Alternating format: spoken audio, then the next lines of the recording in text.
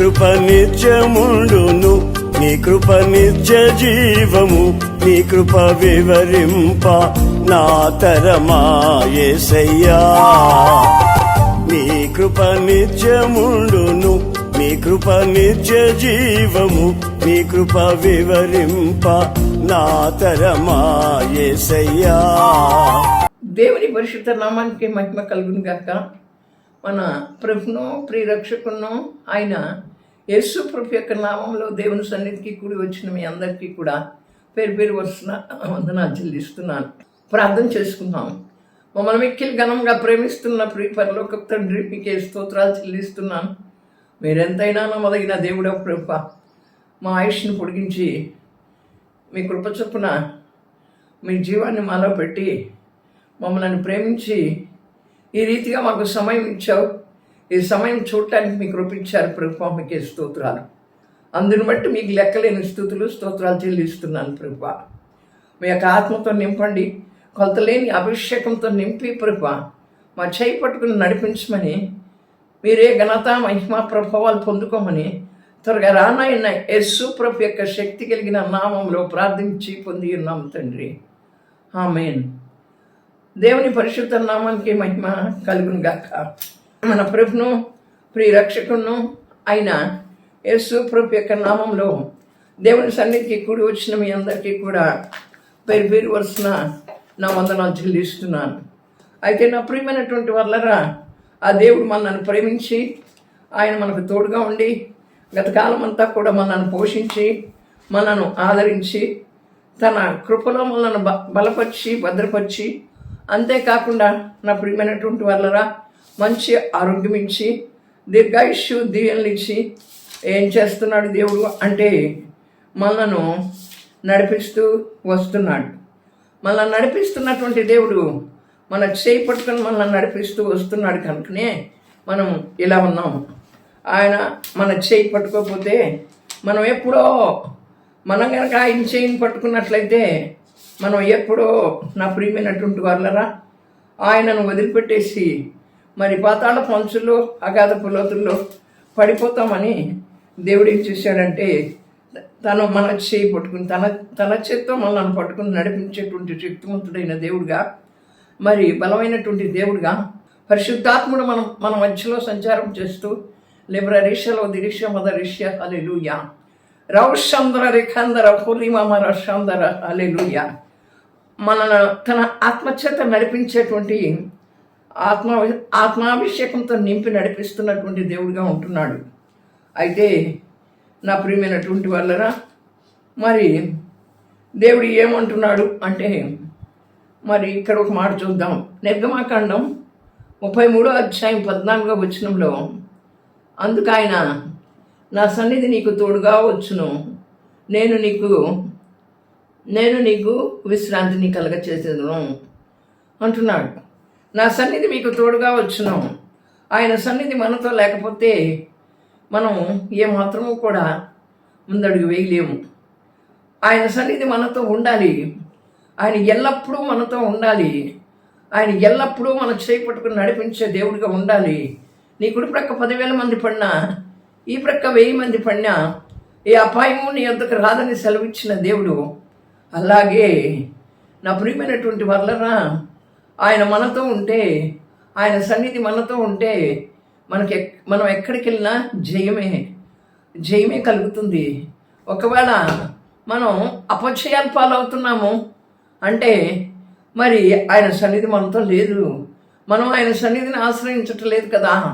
అందుకనే సన్నిధి అంటే ఆయన మనకు ముందుగా నడుస్తాడు.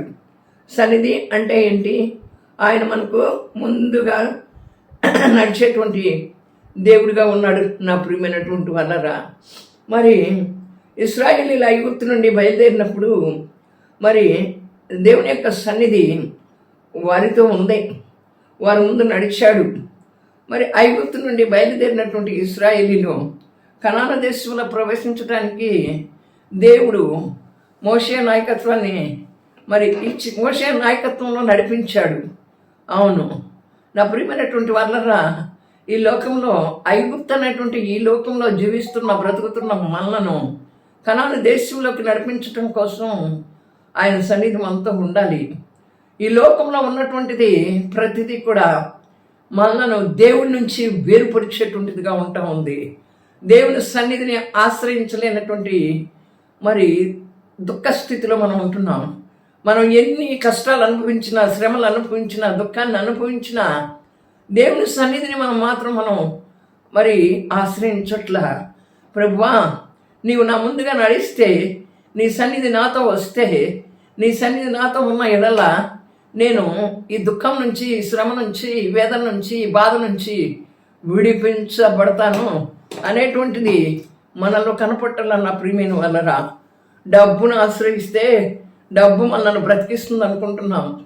అవును, మరి ఏదైనా కూడా ఈ లోకంలో మనం ఆశ్రయించేటువంటి మనుషులను ఆశ్రయిస్తే మనుషులు మనల్ని బ్రతికిస్తారని అని చెప్పాను అనుకుంటున్నాం.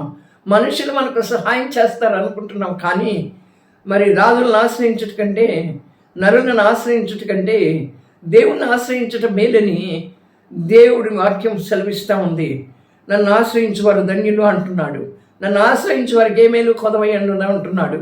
ఆయన ఆశ్రయిస్తూ ఆయన యొక్క క్షేమకరమైన రెక్కల నీడలో, ఆరోగ్యకరమైన రెక్కల నీడలో మనం జీవించాలి. నా ప్రియమైనటువంటి వాళ్ళరా, ఆయన రెక్కల నీడను ఆశ్రయించాలి. ఆయన రెక్కల నీడలో మనకు మంచి ఆరోగ్యం ఉంటుంది.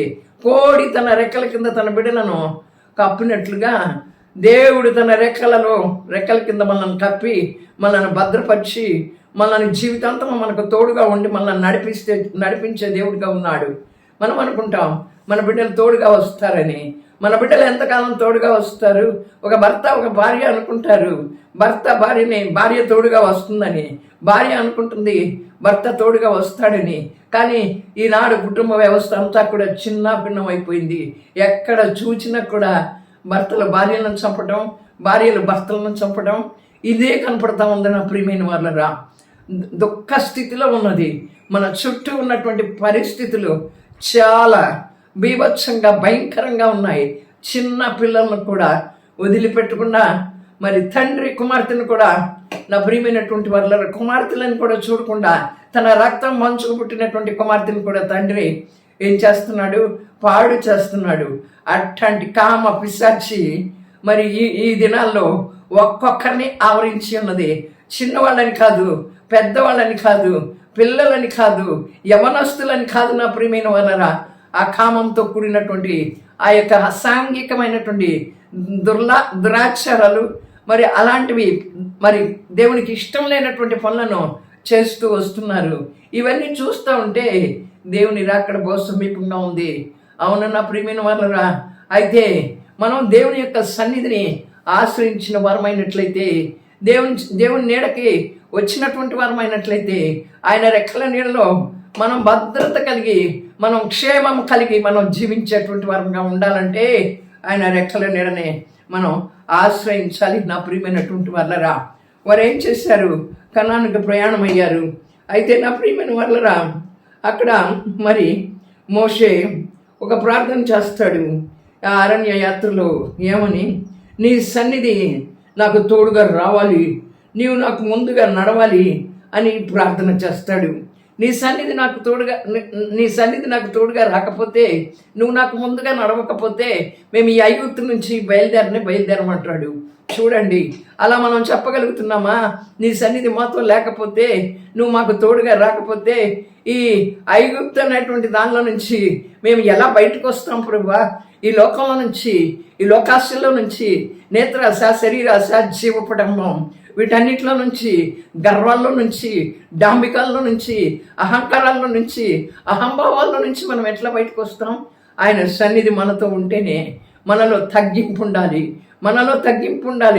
తాను తగ్గించుకున్నటువంటి వాడు హెచ్చించబడతాడు, తాను హెచ్చించుకున్నటువంటి వాడు తగ్గించబడతాడు అని రాయబడి ఉంది. నెబుకద్నెజరు రాజు గర్వంతో కూడి గడ్డిని మెరిశాడు. నా ప్రియమైనటువంటి వాళ్ళరా, మన గర్వం, మన అహంకారం, మన అహంభావం మనల్ని దేవుని సన్నిధిలోకి చేర్చదు. దేవుని సన్నిధి మనతో లేకపోతే మనం ఎలా బ్రతుకుతున్నామో అనేటువంటిది మనల్ని మనం పరిశీలించుకున్నట్లయితే, నా ప్రియమైన వాళ్ళరా, మన బ్రతుకంతా కూడా వ్యర్థమే. నువ్వు నేను కూడా దేవుని సన్నిధిలో మనం తగ్గించుకుని బ్రతికేటువంటి వరంగా, అలాగే ఈ లోకం కాదు ప్రభువా, నీ సన్నిధి నాతో రావాలి, నువ్వు నా ముందు నడవాలి అని మనం అడగాలి నా ప్రియమైన వాళ్ళరా. అది అడిగే ప్రశ్నే లేదు. లోకాన్ని ఎంత అనుభవిస్తే నీ చాతి నీచమైనటువంటి పనులతో, నీ చాతి నీచమైనటువంటి మాటలతో, నీ చాతి నీచమైనటువంటి కుయుక్తులతో నా ప్రియమైనటువంటి వాళ్ళరా, మరి లోకమంతా చెడిపోయింది. ఈ లోకమంతా పాపంతో నిండిపోయింది.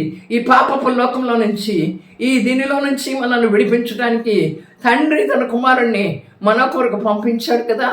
ఏకైక కుమారుణ్ణి, అద్వితీయ కుమారుణ్ణి మన కొరకు పంపించాడు కదా. ఈ లోకాన్ని ప్రేమించి ఆయన మన కొరకు వచ్చి తన ప్రాణాన్ని శిలువ మీద త్యాగం చేసుకున్నాడు. ఆ త్యాగాన్ని మనం గుర్తించినట్లయితే నా ప్రియమైన వాళ్ళరా, మనము ఈ లోకంలో నుంచి నీ సన్నిధి, ఆ కణానులకు వెళ్ళాలి అంటే నీ సన్నిధి మాత్రం ఉండాలి అని చెప్పి మా ముందర నువ్వు నడువు, నీ ముందు నడిచేవాడు నీ దేవుడైన యెహోవా అని సెలవిచ్చిన రీతిగా ప్రాకారములు పడగొట్టువాడు నీ ముందు నడుస్తున్నాడు. ఏ ప్రాకారమైనా అది పాపపు ప్రాకారమా, ఏ ప్రాకారంనైనా బద్దలు కొట్టగలిగినటువంటి వాడు ఒక్కడే, ఆ దేవుడు ఒక్కడే. ఈ సృష్టిని సృష్టించినటువంటి వాడు ఆ దేవుడు ఎక్కడే. నువ్వు నేను ఎవరూ అతిథులం కాదు.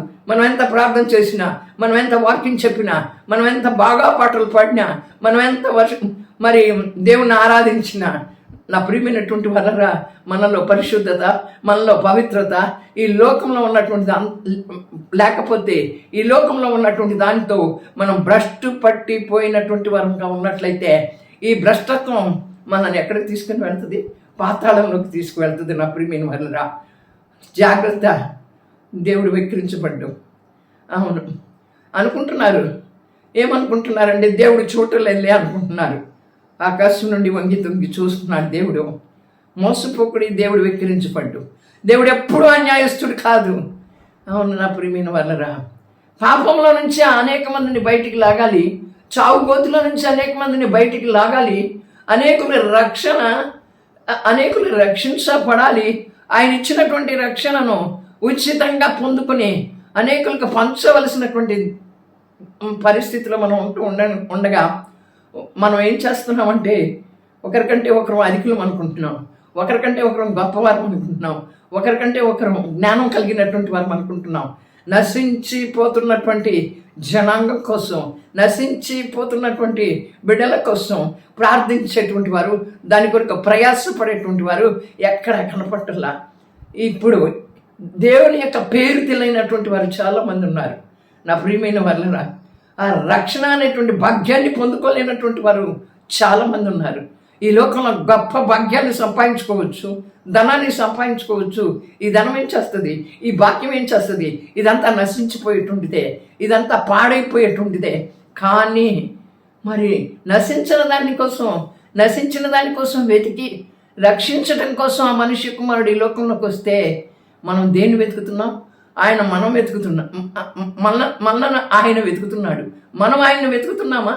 మనం ఆయన్ని వెతికిన వరంగా ఉన్నట్లయితే ఆయన సన్నిధిని ఆశ్రయిస్తా ఉన్న ప్రియమైన వాళ్ళరా, దిక్కు దిమానం లేని, దిక్కు దశ లేని ఈ లోకంలో పడి ఉన్నటువంటి మనలను ఏం చేశాడు? ఆయన తన అమూల్యమైనటువంటి రక్తంతో మనల్ని కడిగాడు, మనల్ని కొన్నాడు, తన బిడ్డలుగా చేసుకున్నాడు, తన స్వకీయ సంపాద్యంగా తన జనంగా చేసుకున్నాడు.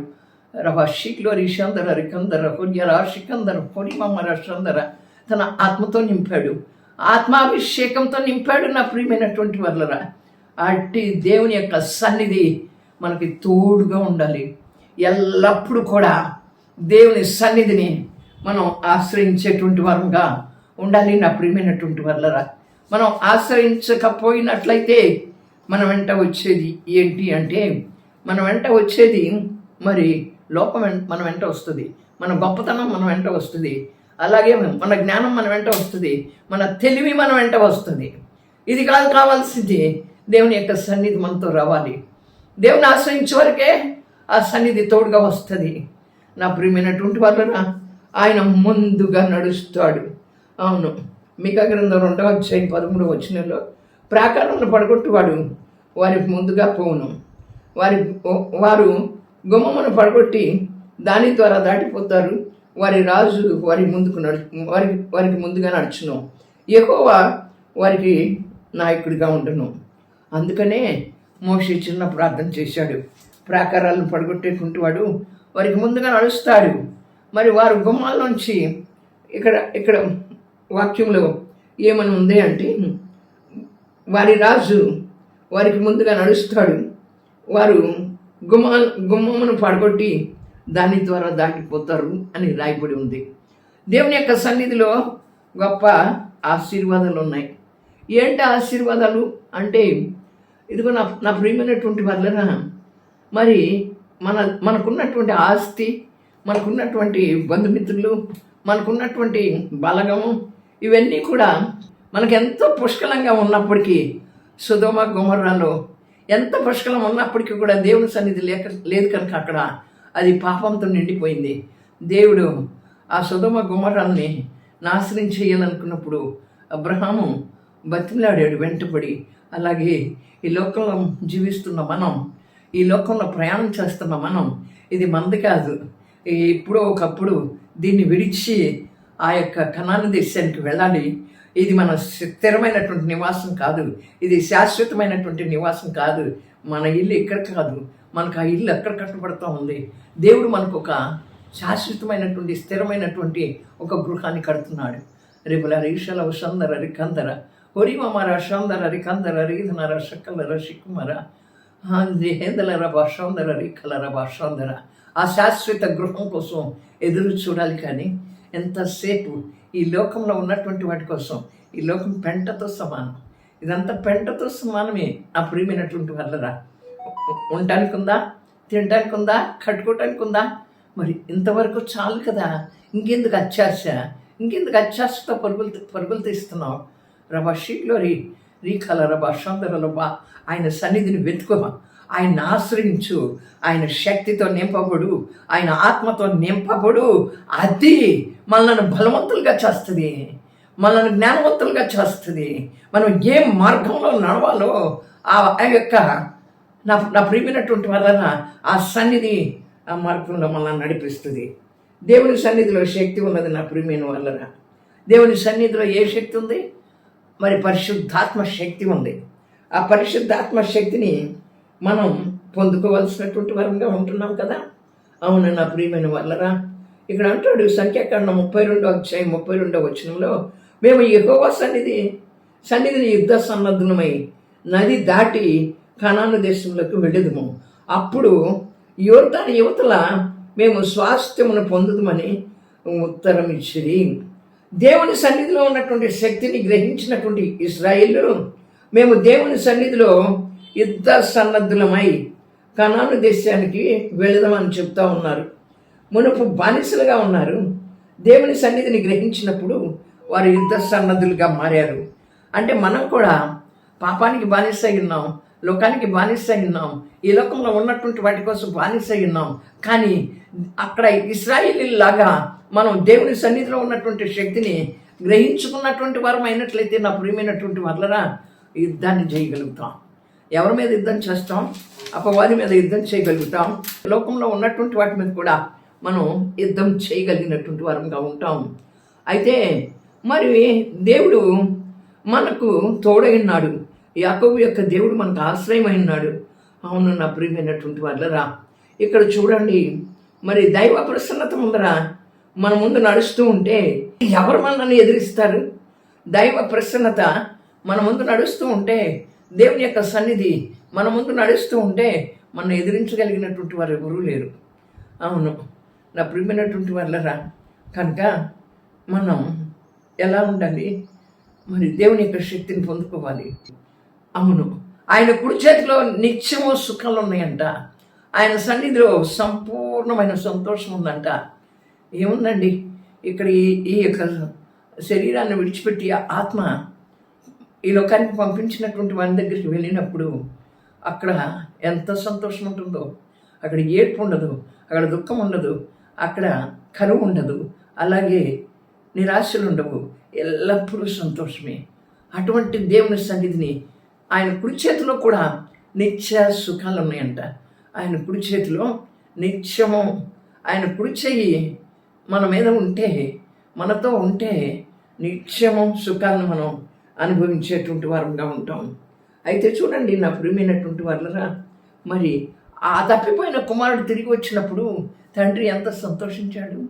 మనం కూడా ఈ లోకంలో తప్పిపోయి ఉన్నామేమో, నేను నా తండ్రి ఇంటికి వెళ్తాను, ఈ పందుల పట్టు నేను తినలేను, నా తండ్రి ఇంట కూలివానిగా అయినా ఉంటాను అని చెప్పి పశ్చాత్తాపడి తిరిగి వచ్చినప్పుడు తండ్రి ఆయనకి ఎదురుగా వెళ్ళి ఆయనకు ఉంగరాన్ని తొడిగించి ఆయనకి మంచి దుస్తులను ధరింపచేసి అక్కడ ఉండగానే పరిగెత్తుకుంటూ వెళ్ళి మరి నా ప్రియమైన వాళ్ళరా మరి కౌగిలించుకుని ముద్దు పెట్టాడు. అయితే చూడండి, దేవుడు కూడా 100 గొర్రెల్లో 99 గొర్రెలు బాగానే ఉన్నా తప్పిపోయిన ఒక గొర్రె కోసమే వెతికాడు. మనం ఎక్కడ తప్పిపోయామో దేవుని సన్నిధిని ఆశ్రయించకుండా ఈ లోకంలో ఉన్నటువంటి వాటి కోసం పరుగులెత్తుతూ మనం తప్పిపోయాము. అవునండి, ఈ లోక సుఖాల కోసం, ఈ లోకంలో ఉన్న భోగాల కోసం మనం ఏం చేస్తున్నామంటే ఆశ్రయిస్తున్నాం. ఆ భోగాలను ఆశ్రయించి దేవుని సన్నిధిలో నుంచి మనం తప్పిపోతున్నాం. మళ్ళా తిరిగి వచ్చినట్లయితే ఏం చేస్తాడు దేవుడు? మనల్ని హక్కున చేర్చుకుంటాడు. అలాగే ఒక స్త్రీ నాణ్యం పోయినప్పుడు ఆ దీపాన్ని వెలిగించి ఆ రాత్రంతా కూడా ఊడ్చి ఆ నాణ్యాన్ని వెతికింది. అలాగే వెతకాలి మనం. దేవుడు మనల్ని వెతుకుంటూ వస్తే దేవుని సన్నిధిని ఆశ్రయించలేకపోతున్నాం, దేవుణ్ణి వెతకలేకపోతున్నాం. దేవుణ్ణి వెతకలేని దిక్కుమాలిన స్థితిలో, దౌర్భాగ్యపు స్థితిలో ఉన్నాం నా ప్రియమైన వాళ్ళరా. దేన్నో వెతుకుంటాం, దేన్నో వెతుకుతాం. ఆయన అంటాడు, నన్ను వెతికిన ఎడల నేను నీకు ప్రత్యక్షం అవుతాను అంటున్నాడు. అవును, మనం ఆయన్ని వెతికితే ఆయన మనకు ప్రత్యక్షం అవుతాడు. మనం ఆయన వెతకకపోతే మనం శాపభరితులం అవుతాం. అంతే కదా మరి. ఆయన మనల్ని వెతుకుంటా వచ్చి తన ప్రాణాన్ని అర్పించినప్పుడు ఆ శిలువ త్యాగాన్ని మనం గుర్తు చేసుకోలేక ఏం చేస్తున్నాం? ఆయన్ని వెతకట్లా, తాగుబోతు బారును వెతుకుతాడు. అలాగే మరి అక్రమ సంబంధాలు ఉన్నటువంటి వారు అక్రమ సంబంధాలను వెతుకుతూ ఉంటారు. ఒక వ్యక్తి యొక్క లోపాలను వెతుకుతుంటారు. ముందు మనలో ఉన్న లోపాలను తెలుసుకోలేం, కానీ ఎదుటి వారిని లోపాలను వెతికేటువంటి వారుగా ఉంటాం. మరి క్షణమాత్రపు సుఖం కోసం మరి సినిమా హాల్కి వెళ్ళిపోతూ ఉంటారు, సిగరెట్లు తాగుతూ ఉంటారు, మరి తాగుతూ ఉంటారు. దీన్ని కాదు వెతకాల్సింది, ఆయన్ని వెతకాలి. అక్రమంగా సంపాదించి మరి అక్రమంగా బ్రతికేటువంటి వారుగా ఉంటారు నా ప్రియమైనటువంటి వాళ్ళరా. అట్టి అక్రమంగా మరి అలాగే మనం ఈ రీతిగా ఉన్నప్పుడు దేవుడు మనలను మరి ఎలా వెతుక్కుంటూ వచ్చాడో మనకి అర్థం కాదు, మనకి ఏమాత్రం అర్థం కాదు. మనం ఏముందలే ఇక్కడ ఈ బ్రతుకుని బాగా బ్రతికేద్దాం, అది ఎవరు చూడొచ్చారులే అనుకుంటున్నాం. ఎవరైనప్పటికీ కూడా దేవుడు వదిలిపెట్టడు. దేవుడు వదిలిపెట్టే దేవుడు కాదు. నిన్ను నన్నైనా ఎంత మాత్రపాటి వారినైనా ఆయన దేవుడు వదిలిపెట్టేటువంటి దేవుడు కాదు. ఆయన వెతకాలి. ఆయన వెతికితే మనతో వస్తాడు. ఆయన సన్నిధి మనకు తోడుగా వస్తుంది నా ప్రియమైన వాళ్ళరా. అలాగే చూస్తే దేవుని సన్నిధిలో నా ప్రియమైన వాళ్ళ ఘనత ప్రభావాలు ఉన్నాయి. దేవుడు మనకు ఒక ఘనత కలగాలంటే, ఆయన ప్రభావం మన మీద ఉండాలి అంటే, ఆయన ప్రభావం మన మీదకి రావాలి అంటే, ఆయన ప్రభావంతో మనల్ని నింపాలి అంటే ఆయన సన్నిధిలోనే. మనుష్యుల వల్ల ఘనత కాదు, మనుష్యుల వల్ల మెప్పు కాదు. అందుకే దేవుని వాక్యం అంటుంది, ఆయన మెప్పు ఘనతలు ఆయన వల్లే కలుగుతాయని. కనుక నా ప్రియమైనటువంటి వాళ్ళరా, మనుషులు మెచ్చుకోవటం కాదు, దేవుని దగ్గర నుంచి మనకు మెప్పు రావాలి, దేవుని దగ్గర నుంచి ఘనత రావాలి. అవును నా ప్రియమైనటువంటి వాళ్ళరా, యెహోవా దృష్టికి మనం ఘనత వహించినటువంటి వారంగా అతను నాకు ప్రియుడై ఉందన నేను అతన్ని ఘనపరచుదును. యెహోవా దృష్టికి మనం గనులమై ఉన్నప్పుడు దేవుని యొక్క బలం మనకు వస్తుంది. దేవుని యొక్క బలంతో మనం నింపబడతాం. యెహోవా దృష్టికి గనులమై ఉన్నప్పుడు ఆయన సన్నిధి, ఆయన యొక్క ప్రభావం ఆయన మనతో ఉన్నప్పుడు ఏదో నేను ఇట్లా అంటే కాదు. కానీ నా ప్రియమైన వాళ్ళరా, మా దైవజనులు చెప్పేవారు, ఇంట్లో సాక్ష్యం ఉండాలి, మరి అలాగే దైవ సేవకుల దగ్గర సాక్ష్యం ఉండాలి, దేవుని దగ్గర సాక్ష్యం ఉండాలి అని చెప్పేవారు. ఆ రీతిగా దేవుని దగ్గర సాక్ష్యం ఉండాలి, దైవ సేవకుల దగ్గర సాక్ష్యం ఉండాలి, సంఘంలో సాక్ష్యం ఉండాలి, మన గృహంలో సాక్ష్యం ఉండాలి.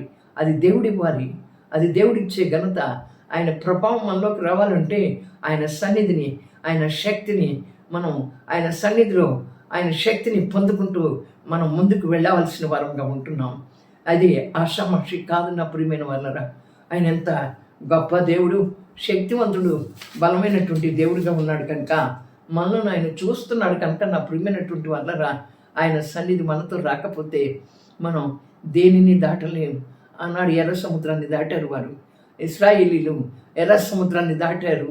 నీళ్లను గోడగా పెట్టి దేవుడు ఆ మోషే కర్రను చాపమన్నప్పుడు చాపితే ఆ నీళ్లు గోడగా నిలబడ్డాయి. ఇశ్రాయేలీలు దాటి వెళ్ళారు. యుద్ధము యెహోవాదే, యుద్ధశూరుడు, బలశూరుడు, యుద్ధాలు చేయవాడు మన పక్షాన ఉండి యుద్ధం ఎప్పుడు చేస్తాడు? ఆయన సన్నిధిని మనం ఆశ్రయించినప్పుడు. ఆషామాషిగా మనం భక్తి చేస్తున్నాం. అది భక్తి అంటే మనకి ఏదోగా ఉంది. ఈ లోకంలో ప్రతిదీ కూడా చాలా జాగ్రత్తగా చేస్తాం.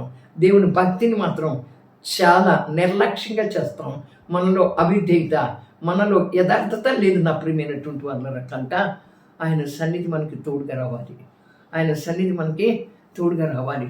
అంటే తోడుగా రావటం ఆయన సన్నిధి అంటే ఆయనే మన ముందు నడవాలి. మన ధనం మన ముందు నడవకూడదు, మనకి ఇష్టమైన వారు మన ముందు నడవకూడదు, మన కీర్తి మన ముందు నడవకూడదు, మన ఘనత మన ముందు నడవకూడదు, మన జ్ఞానం మన ముందు నడవకూడదు. కనుకనే మనం ఆయన సన్నిధిని ఆశ్రయించి ఆయనతో నడవాలని ఆయన కోరుకుంటున్నాడు. ఆయన మన ముందు నడవాలని కోరుకుంటున్నప్పుడు మనం ఆయన సన్నిధి తోడుగా రావాలని కోరుకుందాం. నువ్వు ఏ పరిస్థితిలో ఉన్నావో, నేను ఏ పరిస్థితిలో ఉన్నానో, ఆ ప్రతి పరిస్థితి నుంచి కూడా మనల్ని విడిపించడానికి ఆయన మనకు ముందుగా నడుస్తాడు. ఆయన ఆశ్రయిస్తే మనకు ముందుగా నడిచే దేవుడిగా ఉంటాడు. కనుక నా ప్రియమైన వాళ్ళరా, దేవుడి వాక్యాన్ని మనందరి వెనుకడిలో దీవించి ఆశీర్వదించి బలపడుతుంది గాక. ఆమేన్. పరిశుద్ధుడా, ప్రేమస్వరూపి, నీ ఆశ్రయ దుఃఖమైన మా ప్రభువా, నీకే స్తోత్రాలు. నీ సన్నిధి మాకు తోడుగా రావాలి ప్రభువా. మీరు మా ముందు నడవాలి ప్రభువా. నీ సన్నిధిలో ఉన్న శక్తిని, నీ సన్నిధిలో ఉన్న సంతోషాన్ని, నీ సన్నిధిలో ఉన్న ఆనందాన్ని, నీ సన్నిధిలో ఉన్న ఘనత ప్రభావాన్ని మేము అనుభవించాలి ప్రభువా. మీ ద్వారా బలా నమ్మకమైన దాసుడా, బలా నమ్మకమైన దాసురాలా అని నేను ఇచ్చిన దాంట్లో నమ్మకంగా ఉన్నారని అట్టి నమ్మకత్వం మీ దగ్గర నుంచి మేము పొందుకోవాలి. రేపు రరీషలో దిరీష మదరీష హల్లెలూయా. రవశందర రికందర హురందర ఊరి బారబా ఊరి మామ రషందర రబరబ షక్కల రబ శిక్లరబ క్లిక్కబర రిక్రబ. మీ అగ్ని అభిషేకంతో నింపండి ప్రతి ఒక్కరిని. Touch them in the mighty power of Jesus. Touch them in the mighty name of Jesus. I bind you with darkness in the mighty blood of Jesus.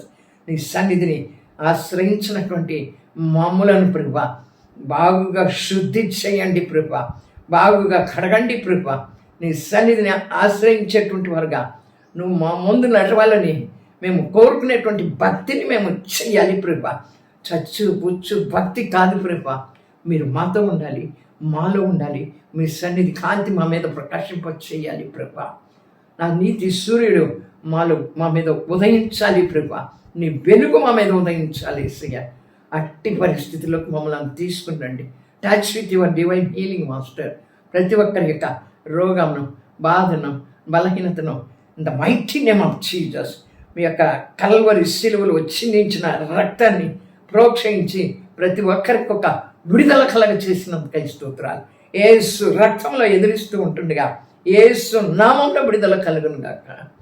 ఏ బలహీనతని అప్పుడే, ఏ యొక్క మానసిక రుగ్మతలైన, శారీరక బలహీనతలైన యేసు నామంలో విడిచిపెట్టి పొమ్మని ఆజ్ఞాపిస్తున్నాం. మమ్మల్ని నడిపించమని త్వరగా రానయ్యన్న యేసు ప్రభు యొక్క శక్తి కలిగిన నామంలో ప్రార్థించి పొంది ఉన్నాం తండ్రి. ఆమేన్. God bless you.